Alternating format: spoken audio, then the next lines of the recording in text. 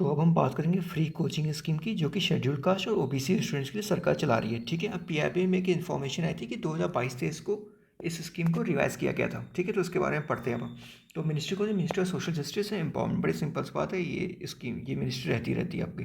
ठीक है, एलिजिबिलिटी की बात करते हैं। देखो, जो फैमिली इनकम होनी चाहिए ना, चाहे एससी हो या ओबीसी हो, 8 लाख से कम होनी चाहिए। 8 लाख पर एनएम से कम अगर फैमिली इनकम है, मदर या फादर कमा रहे हैं, तो फिर बच्चा जो है वो एलिजिबल है स्कॉलरशिप पाने के लिए फॉर कोचिंग। ठीक है, अब ये माइनॉरिटी कम्युनिटी एलिजिबल नहीं है। क्यों? क्योंकि जो मिनिस्ट्री ऑफ माइनॉरिटी अफेयर है वो अलग से स्कीम चला रही है इनके लिए। ठीक है, अब एक और एलिजिबिलिटी क्राइटेरिया है।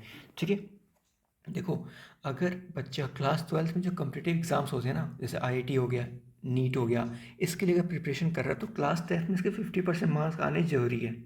ठीक है, तभी इसको ये स्कीम के लिए एलिजिबल होगा।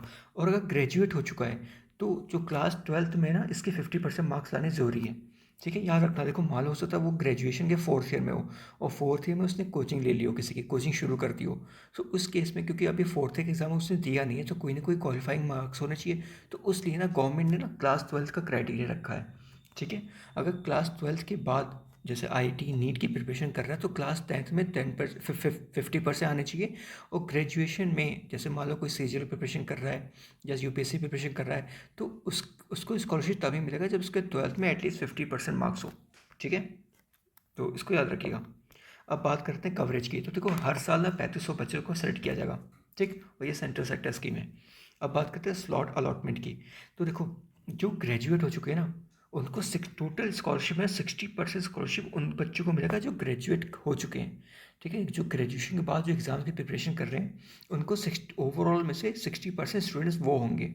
और जो रेस्ट 40% है वो होंगे जो 12th के बाद जो एग्ज़ाम की प्रिपरेशन कर रहे हैं। ठीक है, जैसे आईआईटी हो गया, नीट हो गया। ठीक है, इनकी जो प्रिपरेशन कर रहा है 40% ऑफ स्कॉलरशिप ऐसे बच्चों को मिलेगा। और जो ग्रेजुएट हो चुके हैं, जो दूसरे एग्जाम प्रिपरेशन कर रहे हैं, जैसे बैंक हो गया, ठीक है, सीजीएल हो गया, यूपीएससी हो गया, उनको 60% टोटल में से स्कॉलरशिप, टोटल में 60% बच्चे टोटल चुने जाएंगे। ठीक है, आउट ऑफ 3500। ठीक है, सो मेजोरिटी जो है ग्रेजुएट्स की ज़्यादा है। अब देखो, टोटल जितने 3500 बच्चे हैं ना हर साल जो लिए जाएंगे, उसमें से एससी और ओबीसी का रेशियो होगा 70-30 होगा। ठीक है, और गर्ल जो है ना, ओवरऑल मिला के गर्ल ओवरऑल 30% लिमिट है गर्ल्स की, मतलब 30% तो मिलना ही मिलना है गर्ल्स को। 3500 बच्चे में से जो हर साल 3500 बच्चे एनुअली लिए जाएंगे। ठीक है, ओके। अब बात करते हैं अमाउंट ऑफ स्कॉलरशिप की। तो देखो, ये जो स्कॉलरशिप दिया जाएगा ना, ये रिम्बर्समेंट बेसिस पे दिया जाएगा। इसका मतलब क्या है? इसका मतलब ये है कि आप कोचिंग का फीस सबमिट करोगे अपने पैसे से। ठीक है, आपको रिसिप्ट मिलेगा और वो रिसिप्ट आपको मिनिस्ट्री के पोर्टल में डालना है। तो 2 हफ्ते के अंदर जो है स्कॉलरशिप आपको रिलीज़ कर दी जाएगी। तो स्कॉलरशिप आपको मिल रहा है, कोचिंग के पास ट्रांसफ़र नहीं हो रहा। कोचिंग को पैसा आप दोगे और आपको जब रिसिप्ट मिलेगा तो वो रिसिप्ट जो है आप मिनिस्ट्री के पोर्टल पे अपलोड करोगे, 2 हफ्ते के अंदर आपको पैसा मिल जाएगा। ठीक है, और साथ में ना आपको स्टिपेंड मिलेगा वन टाइम, 4000 रुपये का। ये स्टिपेंड कब मिलेगा? एक इंस्टॉलमेंट में ये स्टिपेंड मिलेगा। ये स्टिपेंड तब मिलेगा जब आप कोचिंग कर चुके हो। ठीक है, और जिस एग्ज़ाम की प्रिपरेशन कर रहे हो उस एग्ज़ाम में आप एक बार अपीयर हो चुके हो। ठीक है, ओके।